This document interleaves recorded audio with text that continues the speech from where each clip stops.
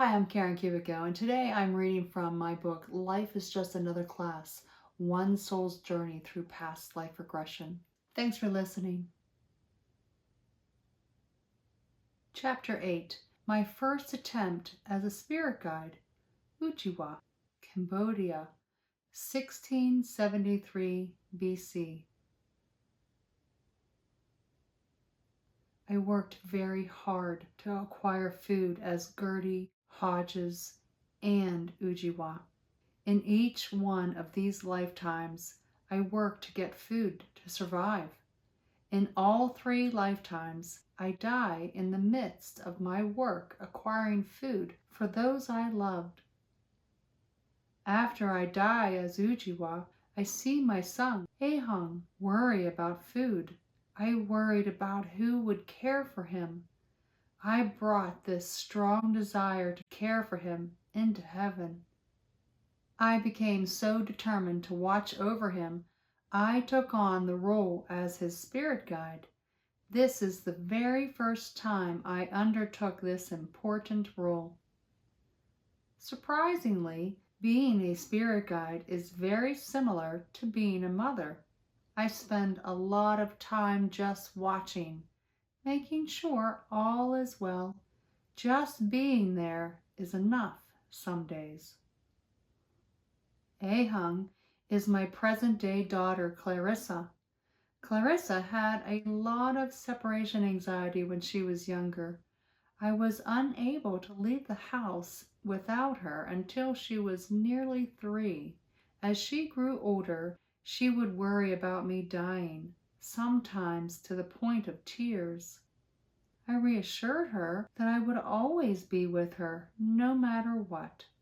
As you will see, we have shared several lifetimes together. Interestingly, Clarissa is also a very picky eater in our current lifetime. Oogiwah learns her life lesson very well. Her lesson? We are always there for each other, even after death. My lifetime as Oogiwah, 1693 through 1673 BC. I enter this lifetime hearing the rhythmic beat of music.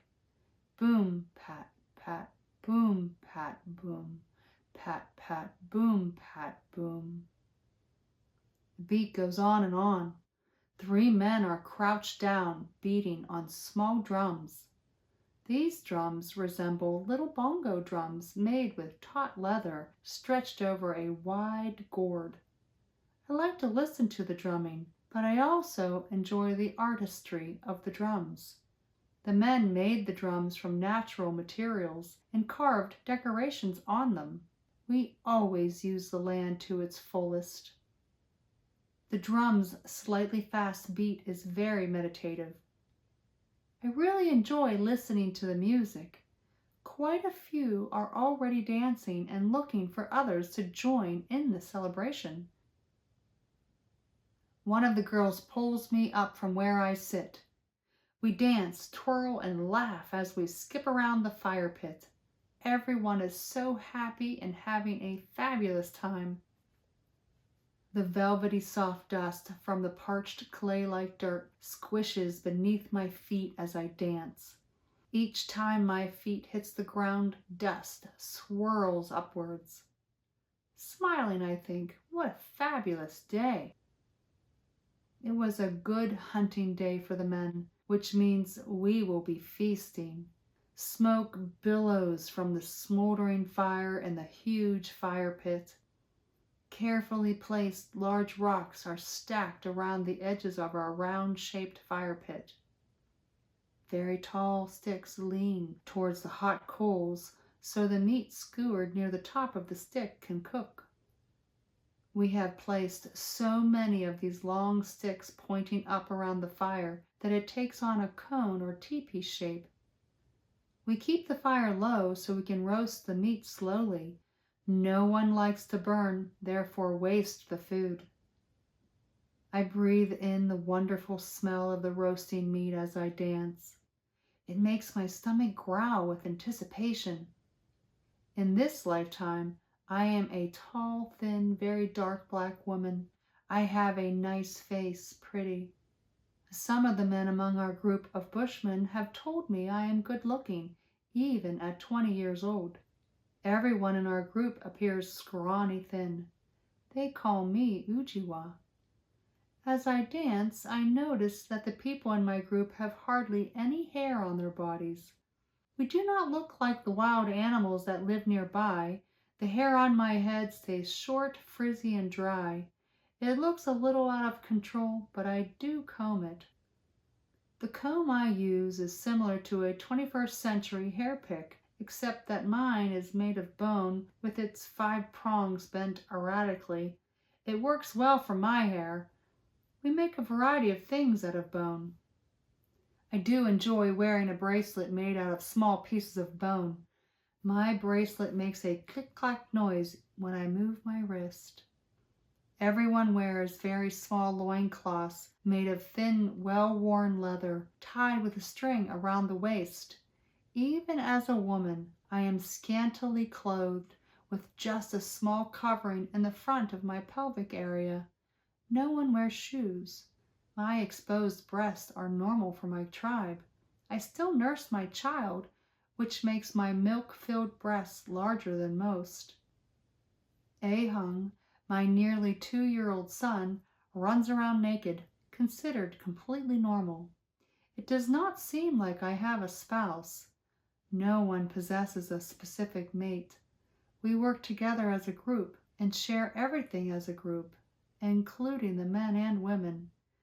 This is the culture of our society. I notice that everyone helps with everything. The group constantly assists with anything that needs done. My focus turns to the leader of our group, who wears a necklace made from 2-inch long, narrow, triangular-shaped bones with points at the ends. The bones jut out as they go all the way around his neck like a choker necklace. No other man has the privilege to wear this necklace. You have to earn the privilege to wear it. Our leader is the eldest, which explains why he holds such a high status. He works as hard as the rest of the group, most of the time. I am proud he fathered Ahung. His notoriously fertile reputation is true. Our group consists of around 20 adults, half are men, half are women. I watch 5 or 6 children, including my son, run around and play together. A snake slithers by. No one gets excited or scared by this. It is a normal, everyday occurrence. Someone smashes the snake's head with a rock. We conveniently place small rock piles throughout the camp where we live. We always have these rocks stockpiled, so they remain ready for us to throw at animals when they come near our camp. The men take turns staying up all night to watch over our group. Someone is always on alert to watch for snakes and other animals during the day as well. Our life expectancy is not long living here. Some people in my group get sleeping sickness and die. We often wonder if they are asleep or nearly dead when they contract this illness.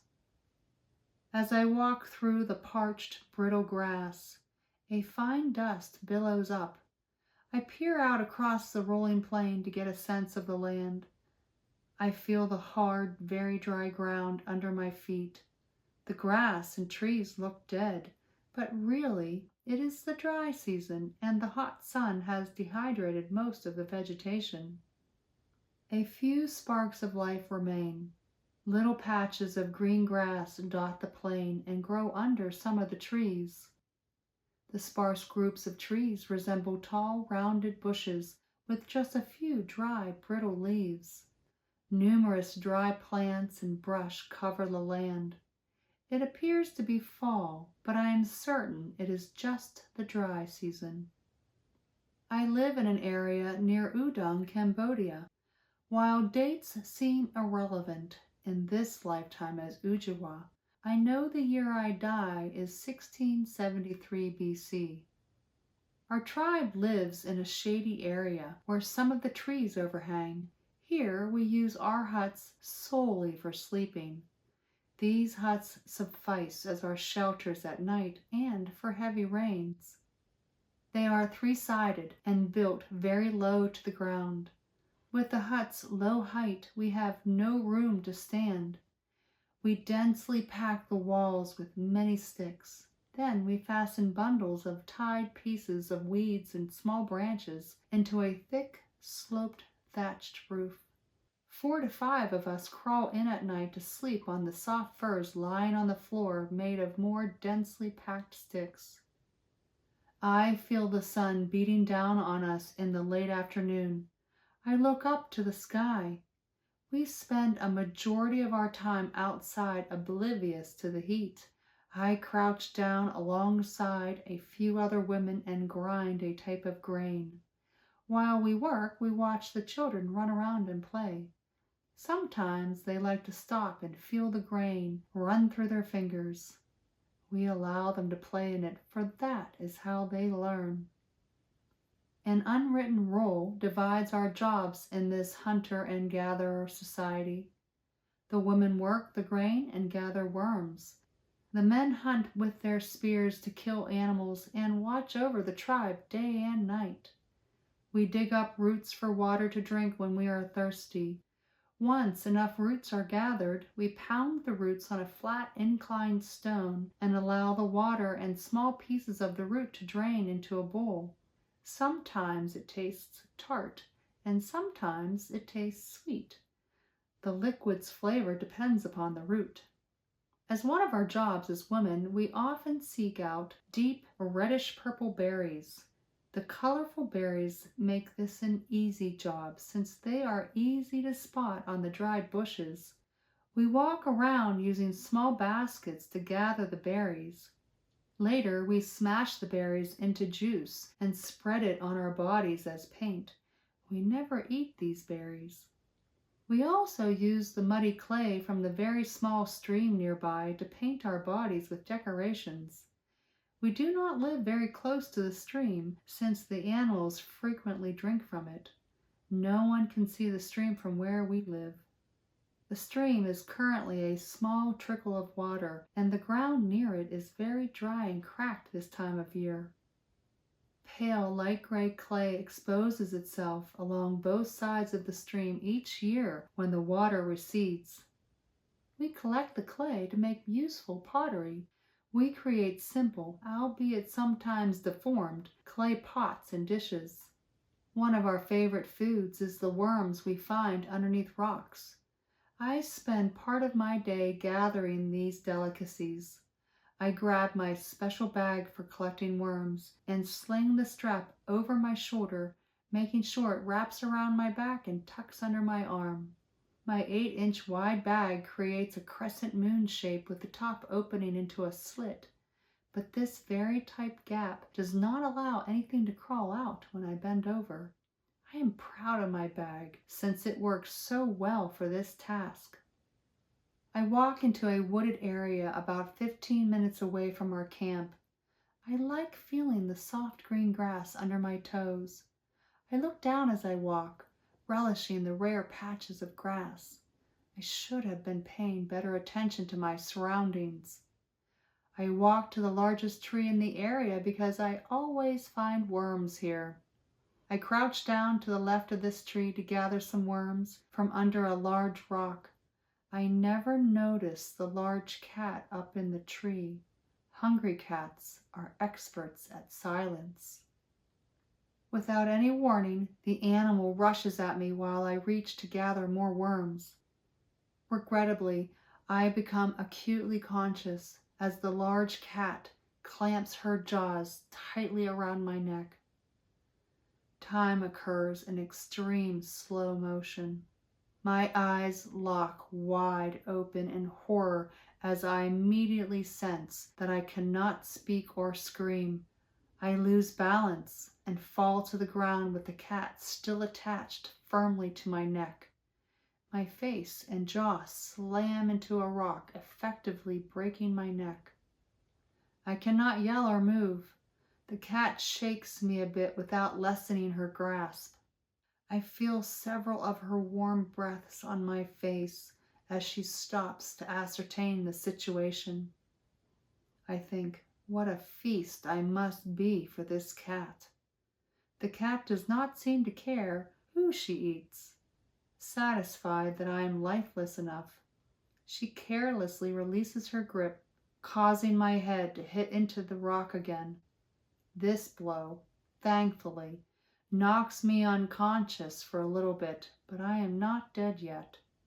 Happy for an easy meal, the cat takes one large bite and tears open my stomach. This wound causes my death. She consumes whatever she likes from my abdomen. I no longer feel any pain. My spirit has left my body. I regret having no reaction time. However, even if I did see her first, I doubt I could have outrun her. Cats practice their surprise attacks daily. We call these large cats Oogiwah or Oogiwah. As a large, solid, tan-colored cat, she looks exactly like a female lioness. The cat must have been hiding up on one of the thick tree branches. It leapt directly at the right side of my neck, which knocked me straight down. I mull over the obvious. What a horrifying experience to be conscious throughout this feast. The tragedy replays over and over in my mind, still stunned this is occurring. I chastise myself for being so inattentive. I am usually extremely careful in my surroundings. Finally, I realize I am dead and standing in spirit as I watch the large cat feast on my body. I watch for a little while. I resolve it is nature's way. I offer forgiveness to the cat. I regret that I left the group in search of worms and other items to gather. I knew better than to be away from the group alone. I worry about Ahung. I hope he will be okay. I assure myself with the knowledge that other lactating women will take over this duty. I go back to check on the group. I try to communicate with different men to let them know I died. I scream at them, "Can you hear me? Find Oogiwah. Oogiwah is dead." No one hears me. I cry out in frustration. Someone needs to find my body so my spirit can move on properly. Cremation of a spent body over a low fire has been customary in our group for as long as I can remember. Elders taught me from a young age that this is the only way we can transition to the afterlife. I talked to one of the younger men to tell him where my body is. In spirit, I am yelling using my mouth, but from his human point of view, he receives this information via ESP, extrasensory perception, and telepathy. It is hard to communicate with him. I talked to him repeatedly near his ear for well over 10 minutes. After this otherworldly badgering, he looks around to check the group. He does not realize consciously that I am helping him find me, but he now knows something is amiss. I keep talking to him so he will go look for me. I am determined. I need to have my body burned so my spirit can move on and progress. I watch him walk around, trying to find out what is wrong in our living area. Finally, he realizes I am missing. He yells out my name, "Oogiwah! Oogiwah!" He asks around, trying to find me. Others start to look for me too. He sees my son alone, which makes me sad. I keep on talking to him so I can lead him to my body. He locates my remains not far from where we live. I am thrilled that my badgering works and leads him to my body. His eyes widen as he sees the bloody mess. He immediately runs back to get the others for help.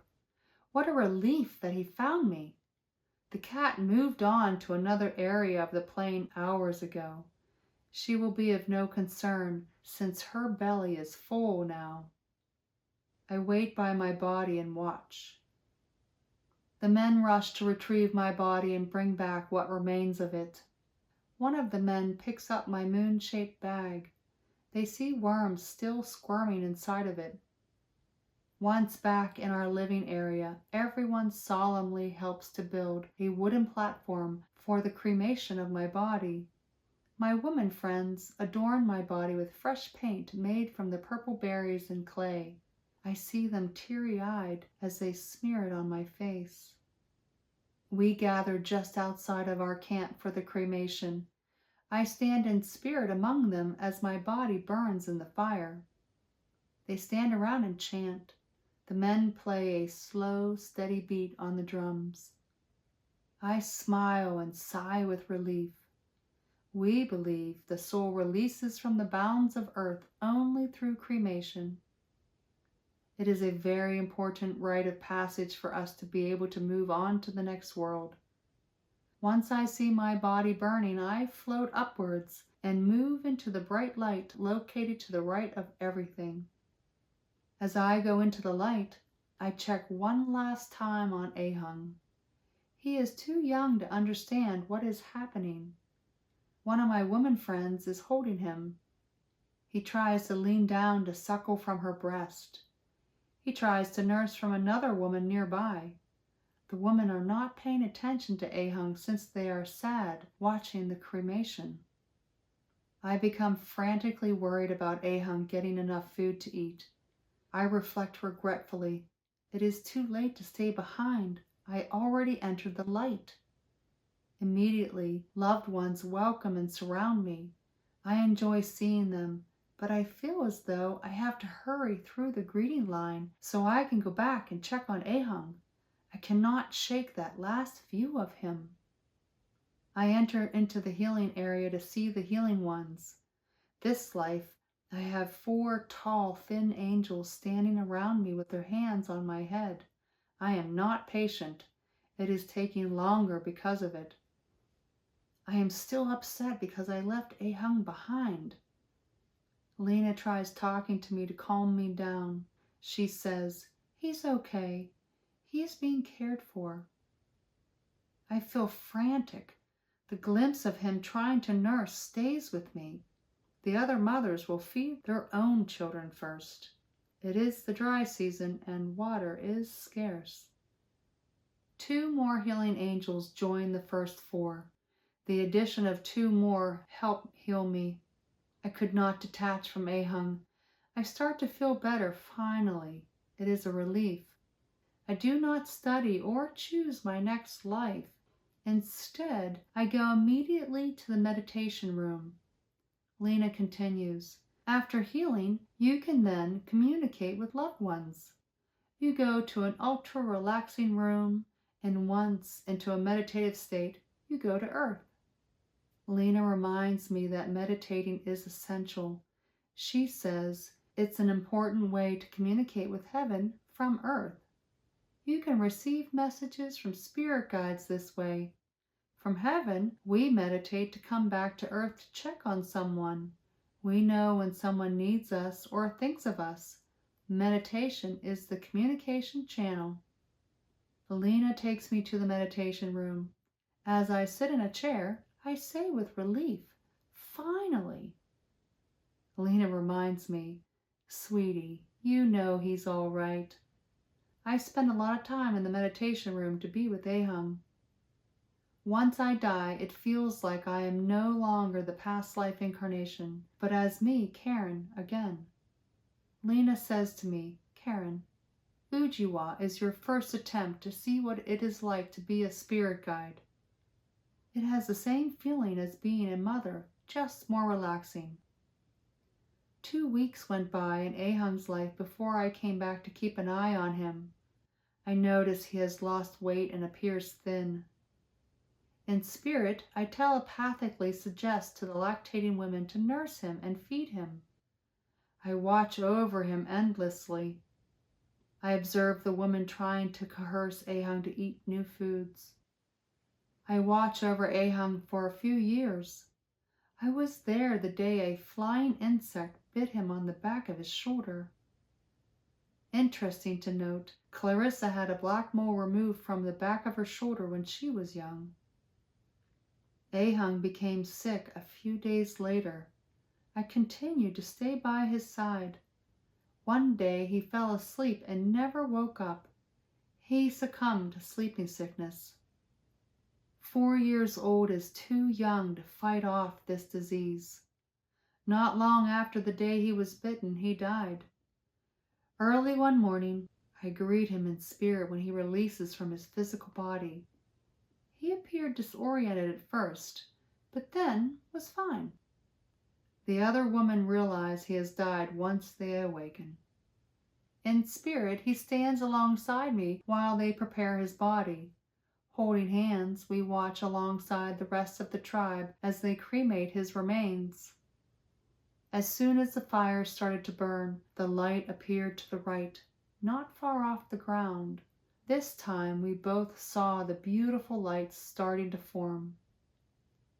I asked Ahung, "Now that we have seen that, are you ready to go?" He nodded his head that he was ready. The light grew brighter. I showed him how to transition into the gateway of heaven. He simply had to walk into the light. I immediately became part of the group that met him in the greeting room in heaven. Nonetheless, I continue to try to watch over him. He walks into the healing room. I follow him and try to peek in the room. I am not sure how many healing angels he has, as I cannot see. It is as though I do not need to know. I hear, "It is not for you," and I respond downheartedly, "All right." My first experience as a spirit guide ends. Ready to move on, I choose a new life as one of a set of twin boys. I could have been either twin. I choose from 3 lifetimes, but really it is 4 because of the twins. I have a round face, dark hair, dark brown eyes, and straight black hair. My twin is almost identical. I have a more cherubic face. I see an image of me at 2 years old sitting, happily playing with my twin. I continue to heal through forgiveness and the release of pent-up emotions and pain. During the regression of Oogiwah, I released neck and stomach pain related to her death. I release the fear held in my throat from the surprise attack and replace it with unconditional love. I offer forgiveness to the lioness. I forgive myself for not being more alert to my surroundings. I feel an immense amount of gratitude for being given the opportunity to experience being a spirit guide. 1,023 years later, in 650 BC, I am born as Kyung Hun in Asia.